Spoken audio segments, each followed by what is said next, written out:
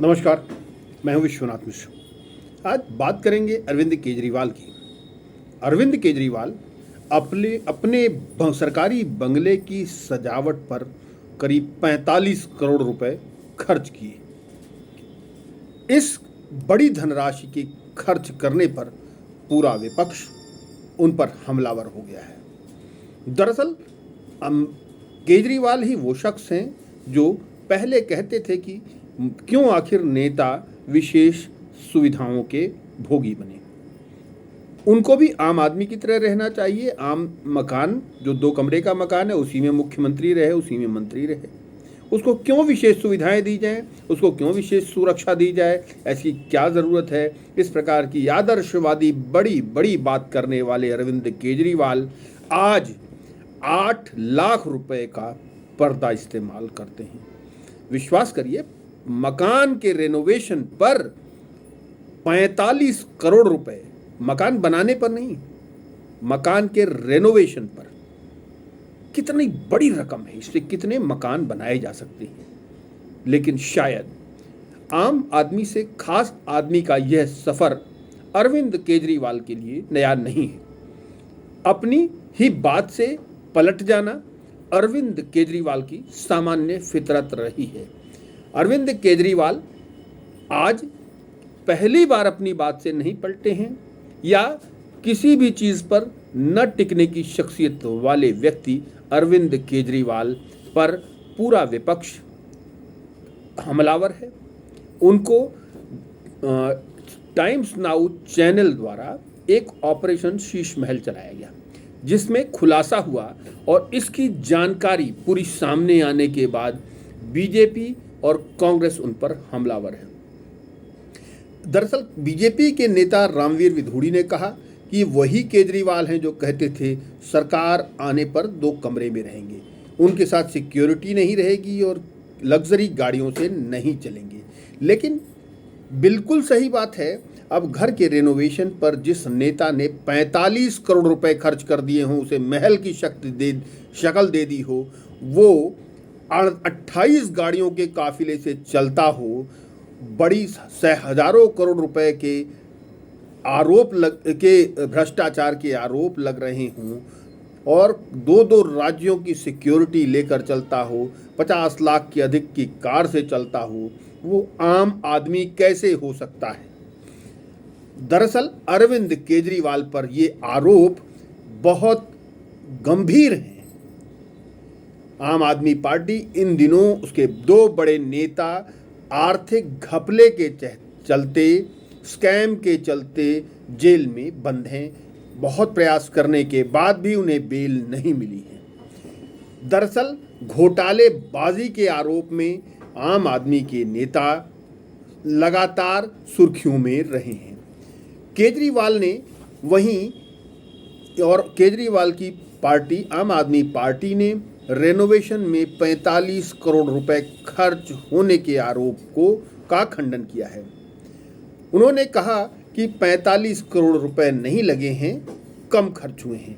वहीं जब उस चैनल के लोग अंदर जाने की इजाज़त मांगते रहे और 8 लाख का वो पर्दा देखने की डिमांड करते रहे तो उन्हें नहीं जाने दिया गया। रेनोवेशन का 45 करोड़ रुपए का खर्च बहुत बड़ा होता है। बीजेपी ने केजरीवाल द्वारा रेनोवेशन पर 45 करोड़ रुपए खर्च करने पर उन्हें महाराजा करार दिया। दरअसल आम आदमी से महाराजा तक का उनका सफ़र बेहद दिलचस्प रहा है। उन्होंने सरकारी आवास के सौंदर्यीकरण पर इतनी बड़ी रकम खर्च की। इस पर आम आदमी पार्टी के नेता संजय गांधी ने कहा कि लोगों का ध्यान भटकाने के लिए विवाद खड़ा किया गया। दरअसल अरविंद केजरीवाल बीते दिनों और उनकी पार्टी पर ढेर सारे आरोप लगे हैं। अरविंद केजरीवाल से भी ईडी और सीबीआई ने पूछताछ की है। एजेंसीज के पूछताछ के बाद जब अरविंद केजरीवाल निकले तो कई घंटे की पूछताछ में एजेंसीज ने बहुत कुछ निकाला। लोगों का कहना है, लोगों का आरोप है कि अभी उस घोटाले में और लोगों के नाम आने बाकी हैं और उसमें अरविंद केजरीवाल का भी फंसना तय है। कुछ भी हो, एक बहुत बड़ी बात है, इतनी बड़ी धनराशि की मंजूरी तब दी गई जब दिल्ली कोविड-19 वैश्विक महामारी की चपेट में था। दरअसल कोविड महामारी जब पीक पर थी और लोगों की मौत हो रही थी, तो यही केजरीवाल प्रधानमंत्री के ऊपर आरोप लगा रहे थे और कह रहे थे कि पैसे दीजिए ताकि हम लोगों की मदद कर सकें। वहीं इतनी बड़ी रकम अगर एक बंगले के रेनोवेशन में खर्च हो रही थी तो ये बेहद अफसोसनाक है, बेहद शर्मनाक है। प्रश्नों के उठने का जो ये सिलसिला है ये स्वाभाविक है। एक समय केजरीवाल कहते थे कि एक कमरे के मकान में रहना चाहिए। पैर पसारने से लेकर शराब घोटाले तक की ये कहानी मीडिया के सामने आ गई है। केजरीवाल के आवास पर 45 करोड़ रुपए का खर्च होना बहुत बड़ी कहानी कहता है। जब केजरीवाल से सवाल पूछा जाता है तो कहते हैं प्रधानमंत्री किस गाड़ी से चलते हैं। आप एक ऐसे राज्य के मुख्यमंत्री हैं जो पूर्ण राज्य का दर्जा भी जहां नहीं है, आप अपनी तुलना प्रधानमंत्री से कैसे कर सकते हैं? भारत बहुत बड़ा राज्य है, बहुत बड़ा देश है, उसका प्रधानमंत्री की एक हैसियत है, आप उससे अपनी तुलना किस रूप में कर सकते हैं? केजरीवाल के बंगले के लिए जो पर्दे खरीदे गए, 8 पर्दे जो खरीदे गए, उनकी कीमत 7.94 लाख है, मतलब 8 लाख रुपए का एक पर्दा। इनमें सबसे सस्ता जो पर्दा था 3.57 लाख रुपए का है। वहीं बंगले के लिए 1.15 करोड़ रुपए से अधिक मूल्य का संगमरमर वियतनाम से लाया गया, जबकि 4 करोड़ रुपए पूर्व निर्मित लकड़ी की दीवारों पर खर्च किए गए। आप सोचिए, इतनी बड़ी रकम, ये वो रकम है जिसमें बहुत अच्छा मकान बन सकता है, पूरा बिल्डिंग बन सकती है, एक आवास बन सकता है, बेहतरीन आवास। छोटी छोटी रकम जो एक पर्दे का खर्च है, इसमें पूरा मकान बन सकता है।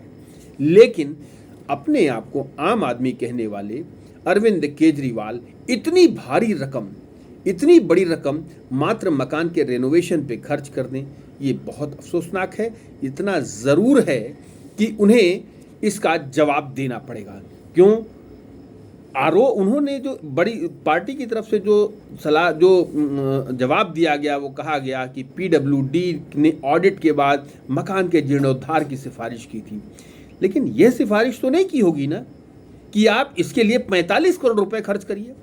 मकान का पुनर्निर्माण हो जाता और एक नहीं 5 मकानों का पुनर्निर्माण हो जाता और बढ़िया बंगलों का पुनर्निर्माण हो जाता, नया निर्माण हो जाता, जितना पैसा आपने केवल उसके ढांचे के लिए खर्च कर दिया है। लेकिन अफसोस कि जिस तरह की बातें आम आदमी पार्टी द्वारा इसके जवाब में कही जा रही हैं, वो कम से कम उनके एक्शंस को जस्टिफाई नहीं कर पा रहे हैं।